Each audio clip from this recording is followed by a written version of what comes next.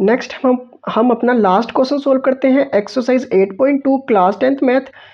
ये question true false type question है जो आपके बोर्ड एग्जाम में एमसीक्यू टाइप क्वेश्चन में आ सकता है, तो आप इस क्वेश्चन को स्किप मत करना। क्वेश्चन में गिवन है check whether the following are true और फॉल्स, जस्टिफाई योर आंसर। साथ ही साथ हमें जस्टिफाई भी करना है। इसके 5 पार्ट्स हैं, हम सारे पार्ट्स इसी वीडियो में देखेंगे। फर्स्ट पार्ट में हमसे पूछा है कि sine A plus B is equal to sine A and sine B. हमसे पूछा है कि ये L H S R H S के इक्वल होगा, तो हम इसका सोल्यूशन देख लेते हैं। सोल्यूशन फर्स्ट पार्ट का, हम फर्स्ट पार्ट में ए को ले लेते हैं 30 डिग्री और बी को ले लेते हैं 60 डिग्री, और इस वैल्यूज में पुट करके हम एल एच एस और आर एच एस को निकालते हैं। तो एल एच एस है हमारी साइन ए प्लस बी, तो हम ए की जगह पुट करते हैं 30 डिग्री प्लस बी की जगह पुट करते हैं हम 60 degree is equal to R H S में हमें गिवन है sine A plus sine B, तो साइन ए की जगह 30 डिग्री प्लस बी की जगह 60 डिग्री।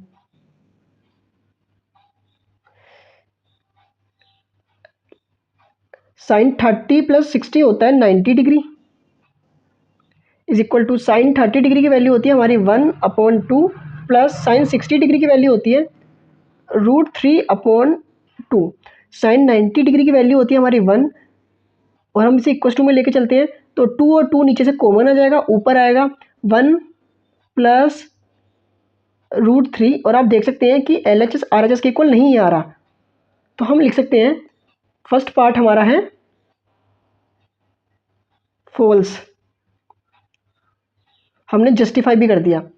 सेकंड पार्ट में हमसे पूछा है क्वेश्चन में the value of sine theta increases as theta increases. हमसे पूछा है कि वैल्यू साइन थीटा की बढ़ेगी अगर थीटा एंगल बढ़ेगा। थीटा मतलब यहाँ पे कोई भी एंगल हो सकता है, तो हम इसे देख लेते हैं।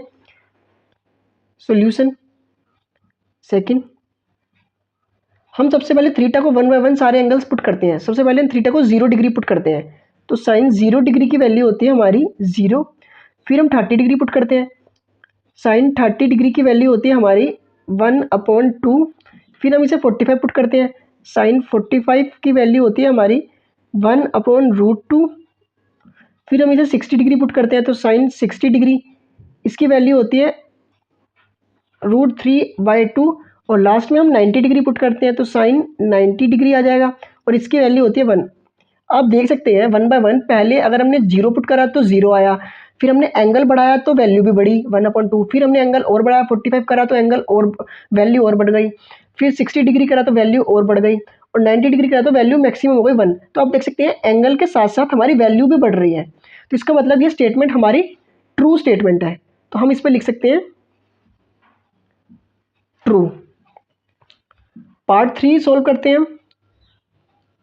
पार्ट 3 में हमसे पूछा है the value of cos theta increases as theta increases.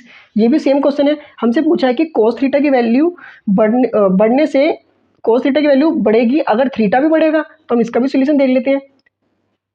हम थीटा की वैल्यू 1 बाय 1 पुट करते हैं, जैसे हमने साइन में पुट करी थी, कोस 0 डिग्री कोस 30 डिग्री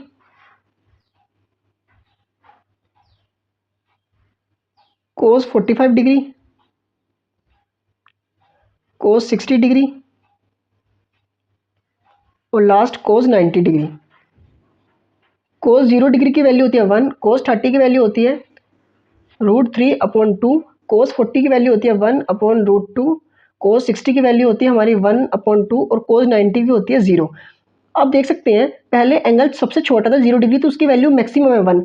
फिर एंगल थोड़ा बढ़ा तो उसकी वैल्यू कम हुई थोड़ी, फिर 45 पे थोड़ी और कम हुई 1/√2, और 60 पे थोड़ी और कम हुई, और 90 डिग्री मैक्सिमम एंगल पे वैल्यू सबसे ज़्यादा कम हो रही है।